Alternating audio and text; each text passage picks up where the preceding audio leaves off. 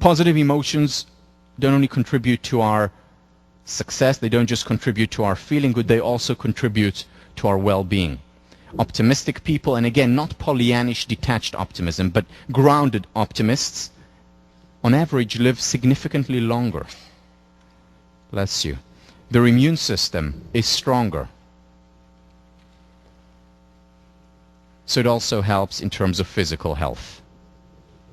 But now the question is the moral question. What about other people?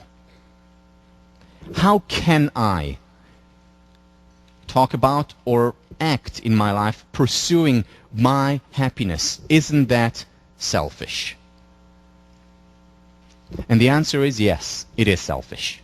When I talk to myself, when I say to myself, I want to be happier, I say to myself that I want to be happier. That's a selfish thing. So is that bad? Is that immoral? Well, in our culture, selfishness and immorality have essentially become synonymous. And that's a problem. And here is why. Because this is the number one.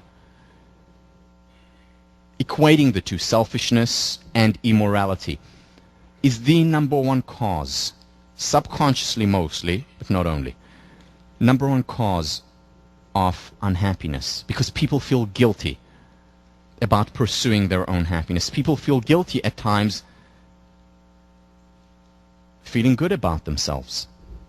How can I? How dare I feel good about myself? How can I pursue my own happiness when there is so much suffering in the world, and there is a lot of suffering in the world? So how do we respond to that? First of all, happiness is a positive-sum game. It's not a zero-sum game. Neither is it a negative-sum game.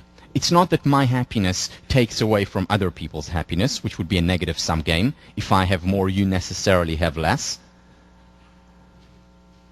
It is not even a zero. Or rather, if I have less, you have less. That's a negative-sum game. Or a zero-sum game. If I have more, you have less. It's a fixed pie. It's not that. It's a positive-sum game. Why? Because happiness is contagious. If I'm happier, I'm more likely to contribute to other people's happiness and well-being. Being happy, in other words, is also a moral state in the sense of actually contributing to other people's well-being. The Buddha talked about it thousands of years ago.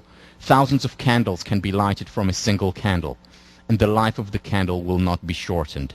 Happiness never decreases by being shared. It's like passing on light.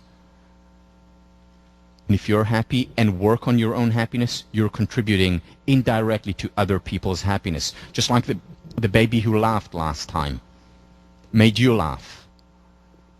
It's contagious. Generally, people who work on their happiness, again, not people who experience a constant high, they would have real difficulty having relationships since they're dead.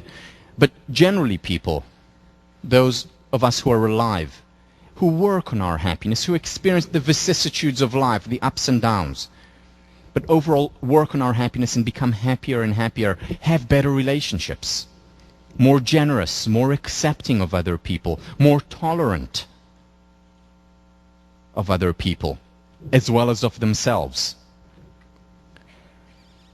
There's a lot of research to show that helping ourselves, in other words, working on our happiness, contributing to our well-being, leads us to also be more generous and benevolent toward others. This is research by one of the leading researchers, one of the first researchers in the area of positive emotions, Alice Eisen. And she showed time and again how feeling good is good for us and good for others. And it works the other way as well. This is the wonderful thing about happiness. It works the other way as well, because helping others also helps ourselves. Remember your task for this week, those of you who have already read it. It's to commit, above and beyond what you usually commit, 5 extra acts of kindness during one day. 5 extra acts of kindness. This is research done by Sonia Lyubomirsky. I mentioned her book on the first class, The How of Happiness. She's done fantastic work showing how people who help, whether it's helping, 5 extra acts during the week. It can be more. It doesn't have to be restricted to 5. Or people who help 5 extra acts during one day. It actually contributes to their well-being. So helping others is also helping ourselves. One of the things that I say, and only half in jest, is that I know of no more selfish act than a benevolent act. And again, only half in jest, because the two are interconnected. And there is a self-reinforcing loop between the two, where helping others helps ourselves, and helping ourselves in turn helps others. And rather than looking at it as selfish, and some people may feel dis-ease with it, rather though as looking at it as selfish, i.e. equal immoral, we should look at it as something that is so wonderful about our nature, a part of our nature that we should celebrate. The fact that our happiness is tied to others, the fact that we're tied to others in a web of empathy, that's a wonderful thing about human nature. A thing that we need to celebrate much more than we are doing already. Because remember, if we don't celebrate it, if we don't appreciate that part of our nature will depreciate. To appreciate has 2 meanings, as we talked about. 1 is to say thank you for something, and 2 is to grow. If we appreciate the good in our nature, in our inclinations, if we appreciate that part of our nature, it will appreciate and we will have more of it.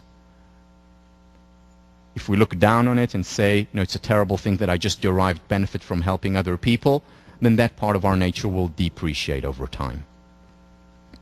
For your readings, you're reading one of the meditations in my book where I talk about it a little bit more in length and also give it the philosophical foundation, because in many ways this goes against Kantian thinking that has been so dominant in our 20th and 21st century thinking about morality. It feels good to feel good. It also contributes to others to feel good. I want to end this premise, this idea, by talking a little bit about a person for whom one of the chief purposes in life was to spread happiness. Mahatma Gandhi. There's a story about him. There was a woman, like many people, came to ask for advice from Gandhi. And she came from very far away, and she brought her son along. And she sat in front, she got the audience with Mahatma, and she sat in front of him, and she said to him, I came from afar because I have a problem with my son. My son eats way too much sugar. And I'd like you to tell him to stop it, because it's hurting his health, his teeth, and he will listen to you. He admires you. Gandhi looked at her and said, Madam, can you please come back in a month? She didn't know why, but she listened to him. After all, he was Gandhi. She left, went far away, came all the way back a month later, and once again got an audience with Gandhi. She sat in front of him, and she said, I was here a month ago. And she said, yes, I remember. And she said, could you please tell my son to stop eating so much sugar? So Gandhi looks at the child intensely and says, son, stop eating too much sugar. And that's it. The woman is obviously perplexed and musters up her courage and says, Mahatma, thank you very much. I'm sure he will stop eating too much sugar, but why couldn't you tell him this a month ago when I came all the way here? And he said, well, madam, because a month ago I was eating too much sugar.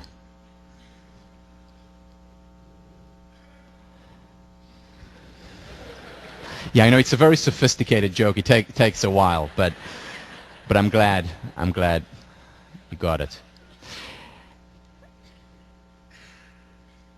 One of the things that Gandhi said that he talked about, and this is from his wonderful autobiography, My Experiments with Truth.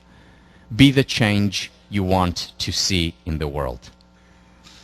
Be the change you want to see in the world. This is how you bring about change. I want to do a quick exercise with you. This is a tough exercise, especially for guys, but please bear with me. So, if you don't feel comfortable doing it, don't do it. What I'd like you to do now is the following. Take your thumb and your middle finger and create as much as possible a 90-degree angle. May hurt a little bit, but try as much as possible to create a 90-degree angle. Okay, watch me just like this, okay? 90-degree angle. Now, take these two fingers, the middle finger and the thumb, and as much as possible from that 90-degree angle, create a circle. Again, this is more difficult for men than for women, less flexible. Create a circle so that it looks like, you know, like a rabbit, if you would have on the show. Middle finger, exactly, middle finger and your thumb. All right, just watch me like this, as much as possible. It's not perfectly round, but as much as possible. Now, take that circle that you have just created. Can you see that circle? Take that circle and put it on your cheek. Your other cheek. Cheek. All right, this could also take a while, but most people, from what I see, put it on their chin. Now, I said it very clearly, cheek, but you see, here is the thing. People mostly do what you do rather than what you say. Oh. So, remember that, because I don't think there is anyone in this room who would tell me now, my goal in life, my objective is to make people miserable. I really want to do that. You know, I want everyone to be miserable in the world. There's not one person here who would actually say that, I hope. So most of us here, whatever we do in our lives now and in the future, are idealists. We want to do good in the world. We want to spread happiness. But remember, people do what you do, not what you say. So you may want to spread happiness through your words, but ultimately the best way, the optimal way of spreading happiness is to work on your own happiness, because then you're leading by example. That applies to leadership. The most important thing about leadership is not what you say, it's what you do. The most important thing about parenting is not how much you tell your child honesty is important, but rather how honest you are. If you want to spread happiness, be the change you want to see in the world, by example.